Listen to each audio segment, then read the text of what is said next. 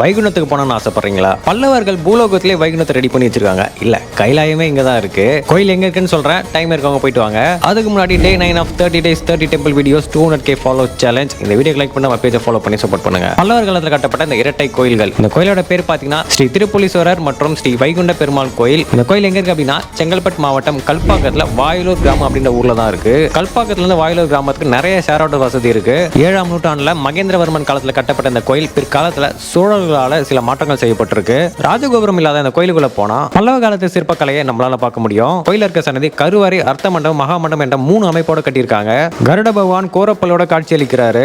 அர்த்த மண்டபம்ல ஆஞ்சநேயர் முதல்ல தரிசனம் பண்ண முடியும். வைகுண்ட பெருமாள் சன்னதிக்குள்ள போனீங்கன்னா பெருமாள் ஸ்ரீதேவி பூதேவியோட காட்சி அளிக்கிறாரு. பக்கத்துல நந்தி பகவான் சிவபெருமான தரிசனம் பண்ண மாதிரி காட்சி அளிப்பாரு. மகா மண்டபம்ல சூரிய பகவான் பைரவரை நம்மளால தரிசனம் பண்ண முடியும். இங்க லிங்கத்துக்கு பின்னாடி சிவன், பார்வதி, முருகர் சோமஸ்கந்தர் கோலத்துல அருள்பாலிக்கிறாங்க. இந்த கோயில்ல விநாயகருக்கு தனி சன்னதி இருக்கு. அம்பாள் அங்கேயர் கன்னியா காட்சி அளிக்கிறாங்க.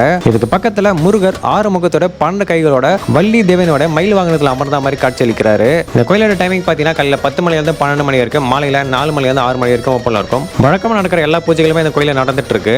இந்த கோயில் இப்போ இவ்வளவு பிரம்மாண்டமா இருக்கு அப்படின்னா மன்னர் காலத்துல எப்படி இருக்கும்னு நினைச்சு பாருங்க. நீங்க ஈஸியா சைட்ல டிராவல் பண்ணி அப்படின்னா இந்த கோயிலை மறக்காம விசிட் பண்ணுங்க. தெரியாத நிறைய பேர் இந்த வீடியோவை ஷேர் பண்ணி விட்டுருங்க.